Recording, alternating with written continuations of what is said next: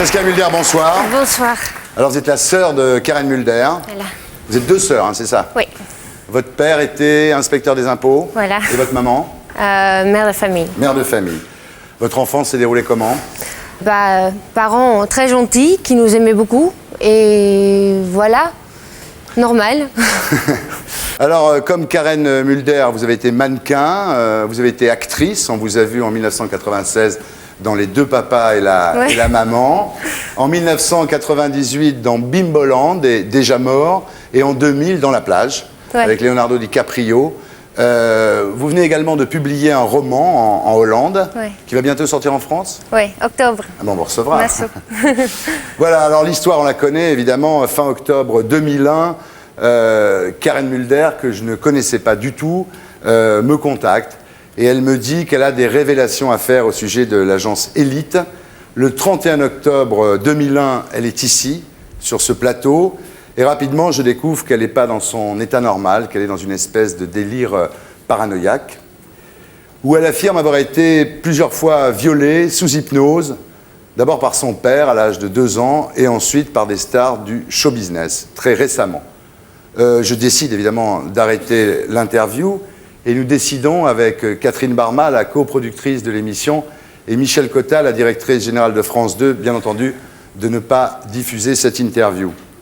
Au moment où j'arrête l'interview, Karen Mulder s'en va, en me disant au moment où elle rentre dans sa voiture que moi aussi je fais partie du grand complot contre elle. Évidemment, nous ne souhaitions pas que cette affaire s'ébruite, mais il y avait un certain nombre de gens dans le public qui l'ont rapporté à des médias sur Internet, en rajoutant un peu d'ailleurs certaines fois. Alors évidemment, prévenu par Jean-Yves Le Fur, 3 jours après cet épisode tragique, avec l'accord évidemment de vos parents, vous décidez de faire entrer Karen dans une clinique des alentours de Paris. Voilà. Mais malheureusement, la rumeur s'est amplifiée, on a raconté des trucs terribles, certains journaux ont eu des comportements à la limite du correct. Et aujourd'hui, vous êtes là un petit peu pour faire taire la rumeur, pour expliquer ce qu'il en est vraiment, parce que moi je l'ai dit plusieurs fois, mais apparemment ça ne suffit pas. Il y a encore eu une interview publiée récemment de Karen dans un hebdomadaire. Donc voilà, je vous demande aujourd'hui d'abord comment va-t-elle tout simplement? Elle va beaucoup mieux, déjà. Elle est dans une clinique en dehors de Paris, donc elle fait du sport, elle se balade, elle se soigne. Et elle est loin des médias, ce qui est très bien. Ouais. Et voilà, c'est exactement comme vous dites, qu'il y a les médias qui en rajoutent énormément, qui fantasment sur cette histoire, qui en font l'affaire Karen Mulder, et quand il n'y a pas une affaire, quoi. Ouais.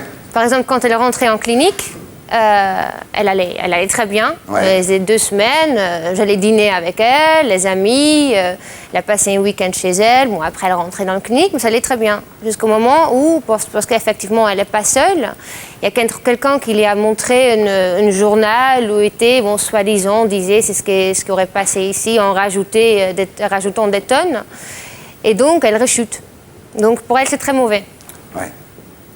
Donc voilà, il faut faire attention parce que c'est quelqu'un de malade et il faut la traiter avec discernement. Vous pensez qu'elle pourra sortir dans combien de temps? Combien de temps? Je ne sais pas, c'est difficile à dire. Je pense que c'est très bien qu'elle se fait soigner, qu'elle va absolument bien. Voilà, mais c'est difficile avec ce genre de choses de dire... mais bon, j'espère que dans 1 mois ou 2, qu'elle sera ici à ma place. J'espère aussi, Karen. Oui. Ouais. Les médecins sont confiants? Oui, bien sûr. Ouais.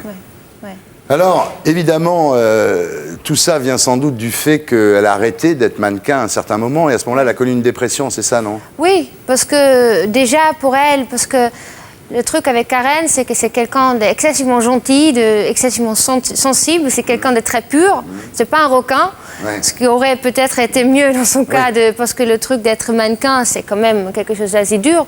Donc, quand elle a arrêté il y a 4 ans, elle avait vraiment une grosse fatigue. Donc, elle a été voir une psychoanalyste qui n'a pas été très bien, très mauvaise psychanalyse, une dépression. Et à la fin, tout ça, ça s'est cristallisé dans ces bouffées délirantes. Et bon, pour moi-même, j'ai appelé cette psychanalyste, bon, je ne sais pas combien de fois, jamais de réponse, lettre recommandée, jamais de réponse.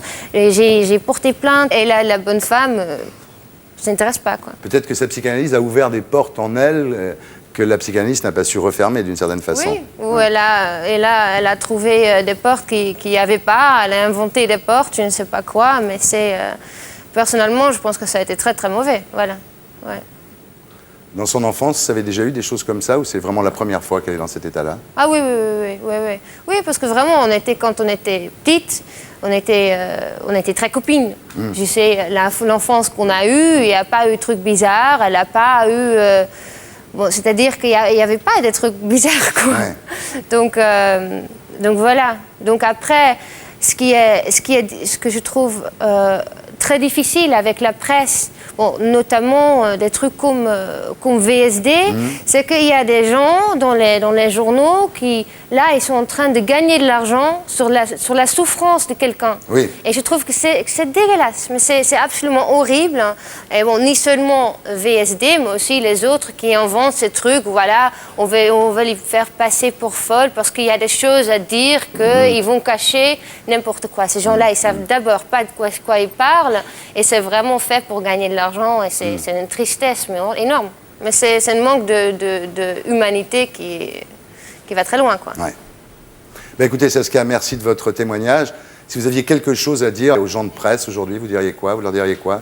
Je leur dirais, je leur dirais que de laisser ma sœur tranquille, que là, elle est en train de guérir, d'aller mieux, de respecter sa guérison et bon, surtout d'arrêter de parler de cette affaire Mulder parce qu'il n'y en a pas. Ouais. Voilà. Merci. Et pour être sûr de ne rien rater de Inarditube, abonnez-vous et mettez un pouce bleu.